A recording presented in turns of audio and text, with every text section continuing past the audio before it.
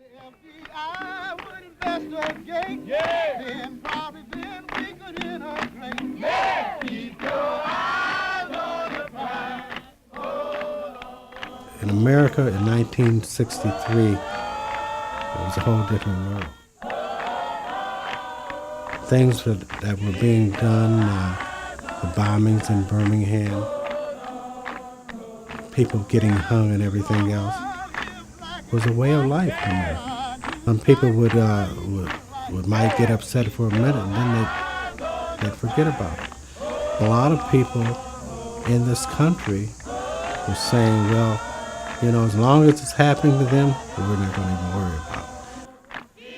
Racism was so embedded in the country and so embedded in politics, and people were comfortable. And so there was really no catalyst to change anything if things are going well for you from your perspective. I remember Proctor Pool, swimming pool in Peoria, and we couldn't go down there and swim. We couldn't go over and swim at Glen Oak Park Pool. The children could swim during the week, but we got to swim on Saturday, and then they would drain the pool. They'd drain the pool Sunday, and then it would start all over again. We couldn't swim from Monday through Friday. I went to the service and served 2 years, joined the draft. Very proud. I was one proud person.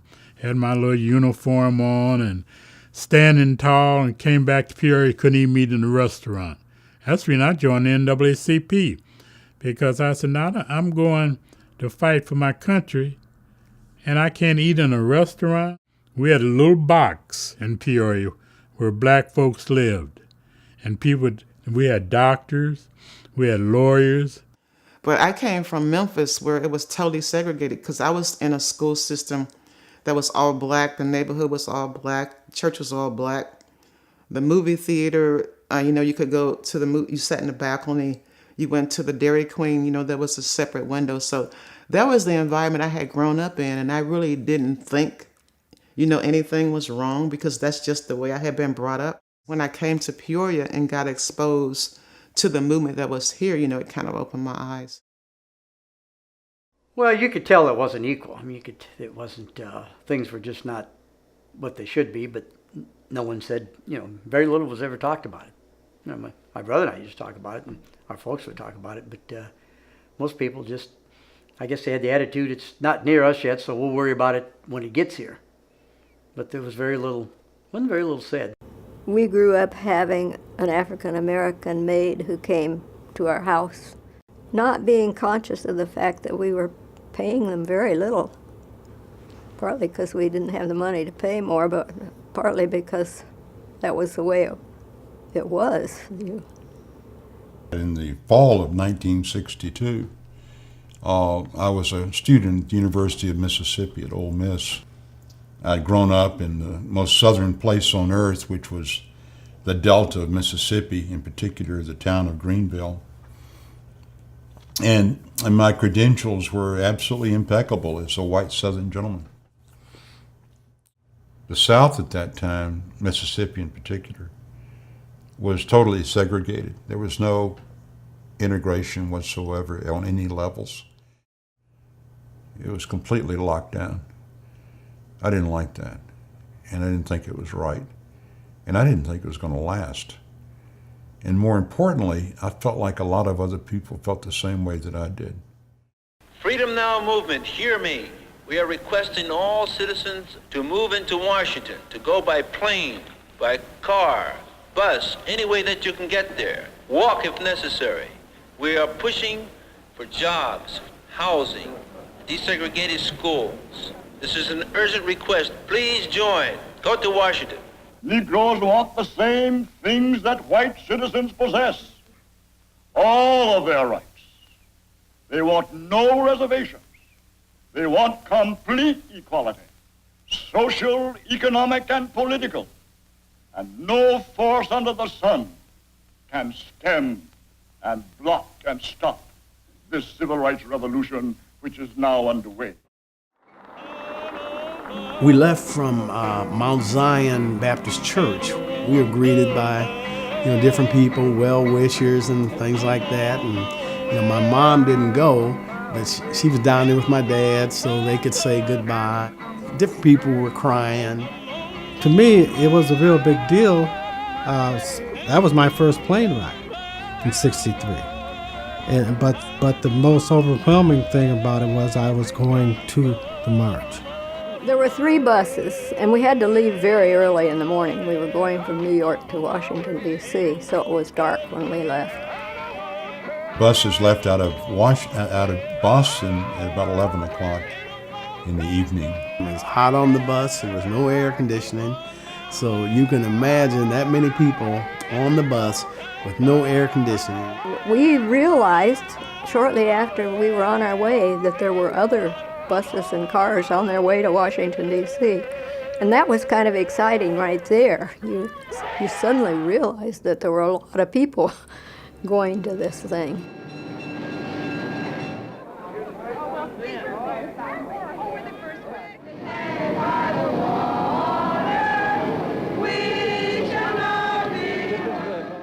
I remember we were the second bus. It was dark when we got there. And then all these buses started coming in and these people. As far as you can see, everywhere are people. And they're all walking down the avenues, the different roads and so forth inside of D.C. I could see all the crowds. This was, just amazing. And people starting to come in, and everybody shaking hands. You're shaking hands with people you've never seen in your life. I knew it was more than 100,000 after a while. I mean, they projected 100,000, but it was 200,000 at least. We had white Americans join that march and was in that march. Some were clergy, and then, others people just because they want to go. Believe it or not, there are probably close to, I want to say 25% white people over there. And I think they were there because they were interested and concerned and wanted to know what was going on and, maybe be able to help down the road. Just to get face to face with that many people that had the same mindset that you had and had the same dreams that you had was overwhelming. Even though you forget things in 50 years, you don't forget some things. And one was that view of all these people who had come together, and we were all colors, and that was good. They had quite a few speakers before him, but I can't remember any of them. The only thing I remember is Martin Luther King's speech. I have the pleasure to present to you Dr. Martin Luther King, Jr.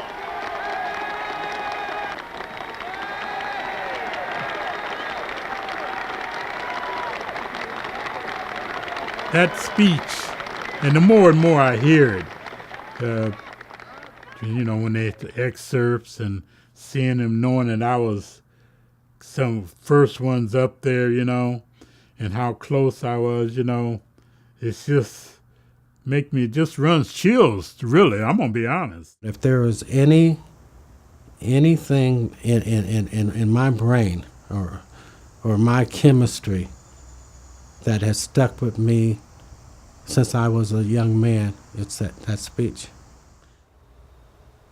I felt like I was listening to him all by myself. He spoke so strongly to the people that had similar experiences as far as being American at that time, that I almost felt like I was by myself. He was talking directly to me. Dr. King walked up to the microphone and everybody clapped. And he started out, it was maybe 50% of who he was. I'm told now that Mahalia Jackson, who was over there, she was on stage, and she said, Dr. King, preach. Every valley shall be exalted. Every hill and mountain shall be made low. The rough places will be made plain, and the crooked places will be made straight. And the glory of the Lord shall be revealed, and all flesh shall see it together. He was letting the Spirit of God take over. And I'm telling you, it was just, I mean, the change, it wasn't anything real abrupt, but he just moved right into it. And it was like the Spirit of God was speaking. I saw grown men crying. I saw women just screaming and crying. And I mean, men, I had never seen from Mississippi, Alabama, Arkansas. I saw those men crying. I saw our leader, Mr. Gwynn, tears coming, just streaming down their face. There were grown men who weren't afraid to cry. We'll be able to join hands and sing in the words of the old Negro spiritual. Free at last, free at last. Thank God Almighty, we are free at last. I love that man.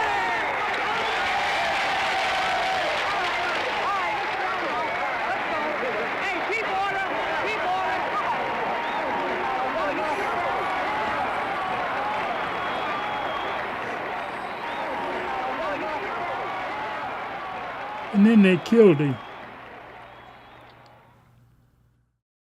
They killed Kennedy, Medgar Evers, King, people that was for equal rights.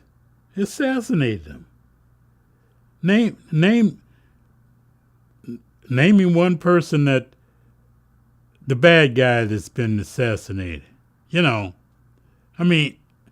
These are things that, and you hear that speech and you go line by line to the extent. How could you treat people like that? And it's not right.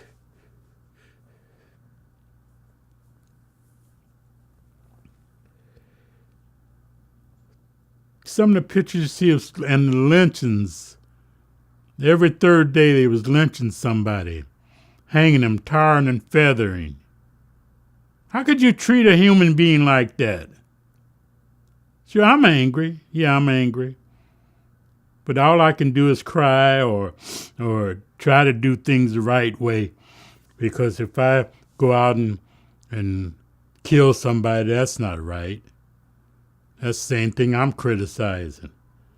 If I go and because you're white and I'm going to do something, that's wrong. Because I don't want you to treat you the way I want to be treated. It's just that simple. They used to ask the question, when will you be satisfied? And no, I'm not satisfied. I see some things have happen and things have changed, but no, I'm definitely not satisfied. I'm saddened by the fact that a lot of things that were going on back then are still going on now. You think everything's okay, and you find out that some people are doing the same things. They're just doing it differently. I guess at the end part of the speech, I have a dream, where children and so forth, all those things. That didn't happen, did it? It didn't happen at all. I don't think that black children and white children at this point, or even adults for that matter, get along that well. I think there's a lot of suspicion and change in very different views of the world, because people are ensconced back in these communities, as opposed to being kind of know each other. When I hear, states' rights, let's take our country back. Let's take it back the way things used to be and this and that. And no, we can't take them back the way things used to be, because the way they were wrong. So, no, and that's why I say I have immediately, if I'm watching the media, I'm watching television, and people start rapping, states' rights, let's, go back the way we were. I know immediately what's up. I think we still have areas out there, people haven't changed their feelings on either Martin Luther King or the colored people themselves, and I think that's truly tragic. I think we all hope that this dream continues. I mean, we certainly haven't accomplished what he hoped we would. And we've got to work on it continually. I think that we should get discouraged, even though sometimes you may have those moments where you think things haven't changed, but then you realize that you have a greater voice now than you ever did. So then that's encouraging. This has to be something that has to be in the hearts of men, to love each other, treat each other equally. A lot of things have happened since then. We have a black president, That's something that I never even, never even hoped for, because I just thought it was, something that was not achievable in this country. Don't get complacent and think that you made it. There's still work to be done, because there's other people, to interact with. There's other people to bring into the fold, and there's other people to, to get to be in this march toward, true equality, so that you can say, free at last, free at last. And I don't think we've gotten to that spot yet. I don't think we're at that place yet. But I think as long as we keep moving toward that, it will happen.